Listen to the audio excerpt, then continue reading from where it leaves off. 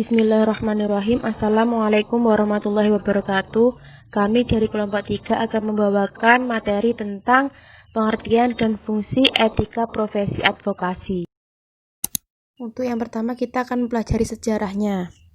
Sejarah terbentuknya etika profesi advokasi atau lebih mudahnya disebut Kode Etik Advokasi terdapat pada Undang-Undang Nomor 18 Tahun 2003.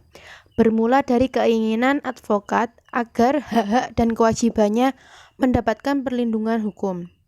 Kode etik advokat dibentuk oleh para advokat yang bergabung dalam organisasi advokat. Organisasi advokat di Indonesia bermula dari masa kolonialisme dan pada masa itu jumlah advokat masih terbatas. Advokat hanya ditemukan di kota-kota yang memiliki Landrat Pengadilan Negeri dan Raad van Justitie atau Dewan Pengadilan. Para advokat yang bergabung dalam organisasi advokat yang disebut Bali van Advocaten. Dari penelusuran sejarah, wadah advokat di Indonesia baru dibentuk sekitar 47 tahun yang lalu.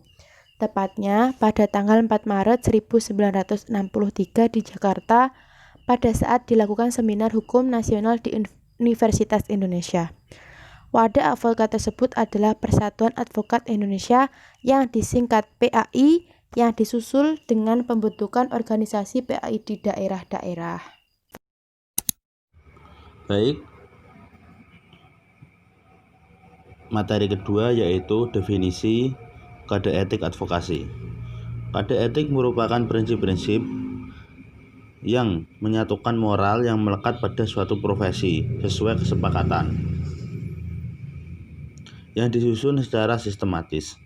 Kode etik dapat dikatakan merupakan sekumpulan etika yang telah tersusun dalam bentuk peraturan berdasarkan prinsip moral pada umumnya yang disesuaikan dan diterima sesuai jiwa profesi guna untuk mendukung ketentuan hukum yang berlaku demi kepentingan profesi, seperti pengguna jasa profesi, masyarakat, publik, bangsa, dan negara.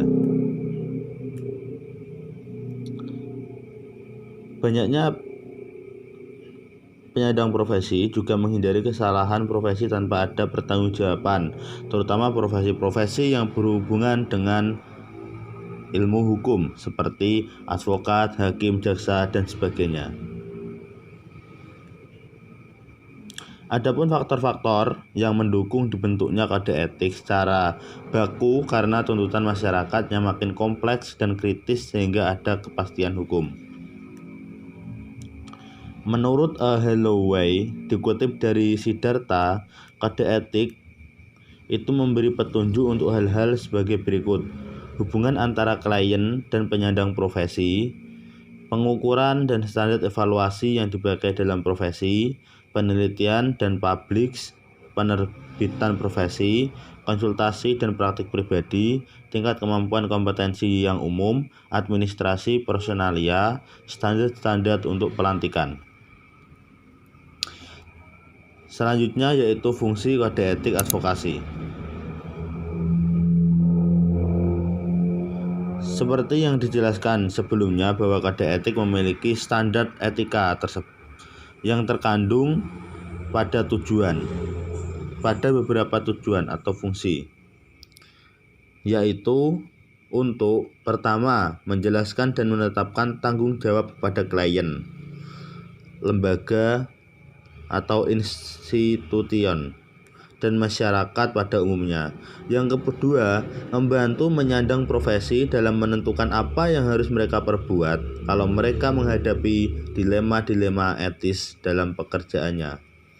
Yang ketiga, membiarkan profesi menjaga reputasi, nama baik dan fungsi profesi dalam masyarakat, melawan kelakuan buruk dan anggota-anggota tertentu dari profesi itu. Yang keempat, mencerminkan pengharapan moral dan komunitas masyarakat atas pelayanan penyandang profesi itu kepada masyarakat. Yang kelima, merupakan dasar untuk menjaga kelakuan dan integritas atas kejujuran dan penyandang profesi itu sendiri.